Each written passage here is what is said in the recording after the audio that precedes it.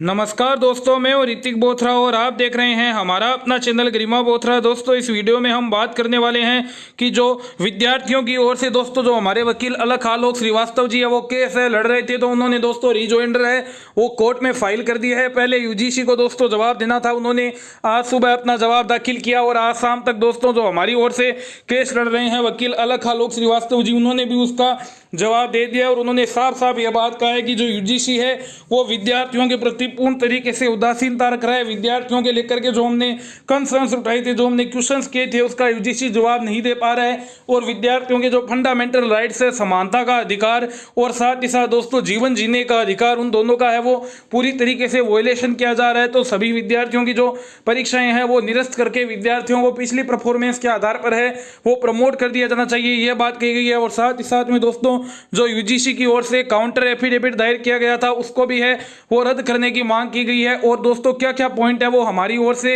है वो रखे गए हैं, मैं आपको डिटेल में बताने वाला हूं इस वीडियो में। आप सभी विद्यार्थियों के लिए बहुत इंपॉर्टेंट होगा ये जानने के लिए, पूरी जानकारी आपको इस वीडियो में मिलने वाली है। लेकिन आगे बढ़ने से पहले यदि आपने अभी तक हमारे अपने चैनल गरिमा बोथरा को सब्सक्राइब नहीं किया है तो सब्सक्राइब कर लीजिए, बेल आइकन बटन को दबा दीजिए जिससे सभी प्रकार के नोटिफिकेशन आपको सबसे पहले मिल सके और आपके पास पहुंचे सही वह सटीक न्यूज। सबसे पहले दोस्तों ये देख लीजिए, cancel final exams award degree on basis on past performance students file rejoinder से यूजीसी है शोन कंप्लीटली एपेथी। यानी दोस्तों फाइनल ईयर के एग्जाम कैंसिल करने को लेकर के और पिछले वर्ष के प्रदर्शन के आधार पर डिग्री देने को लेकर के रिजॉइंडर है वो विद्यार्थियों की ओर से कोर्ट में है वो फाइल किया जा चुका है। यूजीसी को के लिए कहा गया है कि उन्होंने विद्यार्थियों के प्रति है वो पूरी तरीके से है वो उदासीनता रखी है।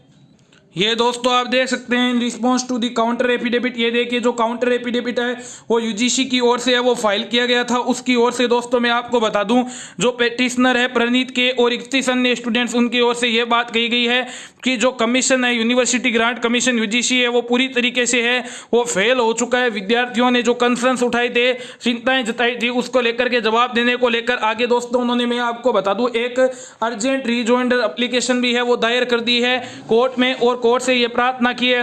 निवेदन किया है कि जो उन्होंने है वो काउंटर एफिडेविट जारी किया था इस बात को लेकर के कि जो विद्यार्थियों की ओर से याचिकाएं दायर की गई है उसको कोर्ट निरस्त कर दे और यूजीसी के मामलों में दखल ना दे, उसको तुरंत है वो निरस्त किया जाना चाहिए। और जो हमने पेटिशन लगाई है फाइनल ईयर के एग्जाम को लेकर के उसको है वो स्वीकार करना चाहिए। आगे दोस्तों आप देख सकते हैं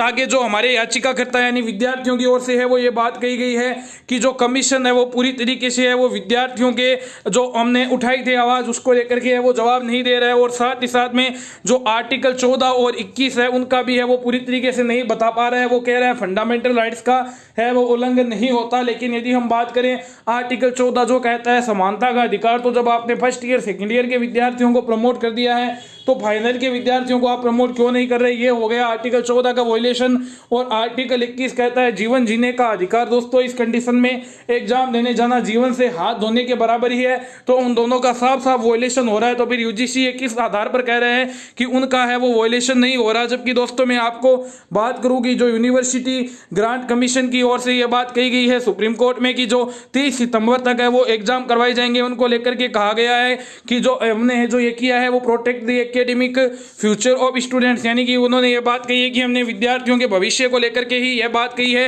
वो किस आधार पर है वो ये बात कर रहे हैं दोस्तों, उसको लेकर के भी है वो क्वेश्चन पूछा गया है। क्वेश्चन ये पूछा गया है कि जब आप 30 सितंबर 2020 तक है वो एग्जाम कराने को लेकर के कह रहे हैं तो कई विद्यार्थी है वो अपनी जॉब अपॉर्चुनिटीज को है वो खो सकते हैं, आगे की जो अपनी करियर है उनकी तैयारियां वो नहीं कर पा रहे हैं, और जो एडमिशन डेडलाइंस यानी प्रवेश को लेकर के दोस्तों जो है वो भी वो आगे उच्च कक्षाओं में है वो प्रवेश भी नहीं ले पा रहे हैं, उसको लेकर के दोस्तों मैं आपको बता दूं यूजीसी से है वो साफ साफ क्वेश्चन पूछा गया है। और साथ ही साथ दोस्तों ये भी बात कही गई है कि यूजीसी है वो उन विद्यार्थियों के लिए भी नहीं देख रहे हैं जो विद्यार्थी है वो फॉरेन यूनिवर्सिटीज में प्राइवेट जॉब्स पाने के लिए कैंपस प्लेसमेंट का इंतजार कर रहे हैं। उन्हें जो डिग्री है वो 31 जुलाई से पहले है वो दाखिल करनी है, लेकिन जब आपने डिग्री ही नहीं दी है तो वो किस प्रकार से है वो ये करेंगे, ये बात भी दोस्तों मैं आपको बता दूं कि पूछा गया है। साथ ही साथ में दोस्तों ये बात कही गई है कि the commission has also state that conducting examination for final year student is necessary to test them on specialised elective courses studied by them during the terminal year. यानी दोस्तों जो ये बात कही गई है कि फाइनल के एग्जाम करवाना अनिवार्य है वो भी बिल्कुल ही एकदम ही गलत बात कही गई है। ये बात कही गई है दोस्तों जो एडवोकेट अलख आलोक श्रीवास्तव जी है उनके द्वारा, साथ ही साथ में दोस्तों और दोस्तों इसमें आगे ये बात कही गई है कि कई कोर्स है वो आजकल ऐसे आ रहे हैं जिनमें सेमेस्टर वाइज सिस्टम चलता है, वो हर सेमेस्टर में है वो जो सब्जेक्ट्स है वो चेंज होते रहते हैं, और यदि ऐसा सिचुएशन होती है तो 85 से 90% तक वो अपना जो कार्य है वो उसको पूरा कर चुके हैं, तो उन्हें पिछले वर्ष के आधार पर प्रमोट करने से है कोई भी खतरा नहीं होगा। और दोस्तों जो इंपॉर्टेंट पॉइंट उठाया गया है वह यही उठाया गया है कि जो IIT बम्बई है, IIT कानपुर है, नेशनल लॉ यूनिवर्सिटी है, उन्होंने जब विद्यार्थियों को पिछले कक्षा के प्रदर्शन के आधार पर है वो प्रमोट कर दिया है, तो विश्वविद्यालय है वो ऐसा क्यों नहीं कर सकते। दोस्तों ये भी है वो क्वेश्चन पूछा गया है। साथ ही साथ में दोस्तों ये भी क्वेश्चन पूछा गया है कि जब आप परीक्षाएं करवाएंगे तो जो कोविड का अभी इतना ज़्यादा खतरा है, तो आप जितने भी स्टेक होल्डर्स, चाहे वो विद्यार्थी हो, चाहे वो शिक्षक हो या फिर कर्मचारी हो, उन सभी की लाइफ के साथ भी है वो खिलवाड़ किया जा रहा है, और विद्यार्थियों को है वो पूरे देश में ट्रेवल करना पड़ेगा, उसके लेकर के है वो जिम्मेदारी है कौन लेगा। दोस्तों ये बात भी कही गई है। और साथ में ये कहा गया है कि भारत के अनेक राज्य ऐसे हैं जिन्होंने कंप्लीटली है वो लॉकडाउन है वो घोषित किया गया है। कई जो बड़ी सिटियां हैं वहां पर कंटेनमेंट जोनों की संख्या भी है वो बहुत ज़्यादा है, तो विद्यार्थी है वो किस प्रकार से ट्रेवल करेंगे, ना पूरी तरीके से है विमान की सेवा चालू है, ना रेल सेवा चालू है, ना बस सेवा चालू है, तो विद्यार्थियों के लिए उनके लिए है वो किस प्रकार की व्यवस्था की जाएगी। साथ ही साथ में दोस्तों इसमें जो बात कही गई है वो बिहार, असम और जितने भी नॉर्थ ईस्ट के हमारे राज्य हैं वहां पर जो बड़ा बाढ़ आया हुआ है उसकी भी दोस्तों बात की गई है कि उन विद्यार्थियों के लिए है वो UGC क्या सोच रही है। और ऑनलाइन एग्जामिनेशंस की दोस्तों जो बात की गई है उसमें उन्होंने कहा है कि कई हमारे ग्रामीण एरिया ऐसे हैं, एग्जाम्पल भी उन्होंने दिया है, जैसे कई केंद्र शासित प्रदेश, जम्मू कश्मीर, लद्दाख का एरिया जहां पर केवल 2G नेटवर्क है, तो वहां पर विद्यार्थियों की ऑनलाइन एग्जाम है वो किस प्रकार से है वो लिए जाएंगे, ये बात भी दोस्तों एक क्वेश्चन में पूछी गई है। और गुजरात में दोस्तों मैं आपको बता दूं, गुजरात टेक्नोलॉजिकल यूनिवर्सिटी के भी मॉक टेस्ट चल रहे थे, वहां के विद्यार्थियों के दोस्तों डेटा है वो चोरी हो चुके हैं, तो उसको लेकर भी है दोस्तों क्वेश्चन पूछा गया है कि जो डेटा हैकिंग का सिस्टम चल रहा है